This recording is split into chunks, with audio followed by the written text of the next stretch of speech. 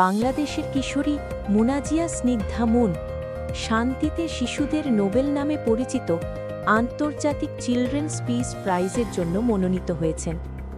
বিশ্বজুড়ে শিশুদের অধিকার প্রতিষ্ঠা ও সুরক্ষায় বিশেষ অবদানের স্বীকৃতি হিসেবে এই মর্যাদাপূর্ণ পুরস্কার প্রদান করা হয়।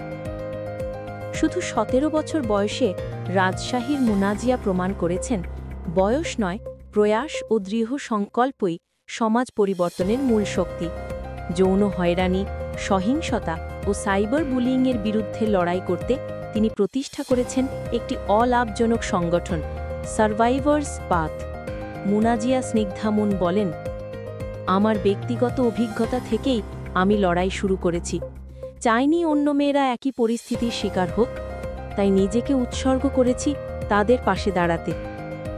এই সংগঠন শুধু সচেতনতা বাড়ায় না, বরং ভুক্তভোগীদের আত্মরক্ষার প্রশিক্ষণ, মানসিক সহায়তা এবং আইনি পরামর্শ দেয়।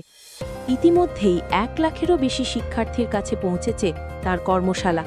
এসব কর্মশালায় বাল্যবিবাহ প্রতিরোধ, সহিংসতা থেকে সুরক্ষা ও মানসিক স্বাস্থ্য নিয়ে আলোচনা হয়। এছাড়া সামাজিক যোগাযোগ মাধ্যমেও সক্রিয় মুন।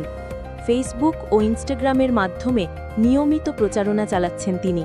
তার প্রচেষ্টায় অসংখ্য স্বয়ংসেবক যুক্ত হয়েছেন এবং এক প্রকার সামাজিক আন্দোলনের রূপ নিয়েছে সারভাইভার্স পাথ এন্ডিং জেন্ডার ভায়োলেন্স। লোকায়ত থেকে বৈশ্বিক পর্যায়ে মুনাজিয়ার কাজ ইতোমধ্যেই ব্যাপক প্রশংসা কুড়িয়েছে। তার উদ্যোগে গড়ে উঠছে সহমর্মিতা ও পারস্পরিক সহযোগিতার নতুন সংস্কৃতি। ২০০৫ সালের রোমে নোবেল শান্তি পুরস্কার বিজয়ীদের সম্মেলন থেকে চালু হয় চিলড্রেন্স পিস প্রাইজ।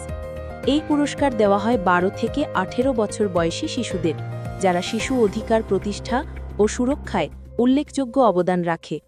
এ কারণে অনেকেই একে শিশুদের নোবেল বলে অভিহিত করেন। এমন একটি সম্মানজনক পুরস্কারের জন্য বাংলাদেশের এক কিশোরী মনোনীত হওয়া নিঃসন্দেহে দেশবাসীর জন্য গর্বের বিষয়। মুনাজিয়া প্রমাণ করেছেন, কেউ একা লড়াই করবে না, সবাইকে একসঙ্গে দাঁড়াতে হবে। তার এই লড়াই শুধু বাংলাদেশের জন্য নয়, বরং বিশ্বজুড়ে শিশু ও নারীর অধিকার রক্ষায় এক উজ্জ্বল দৃষ্টান্ত হয়ে থাকবে।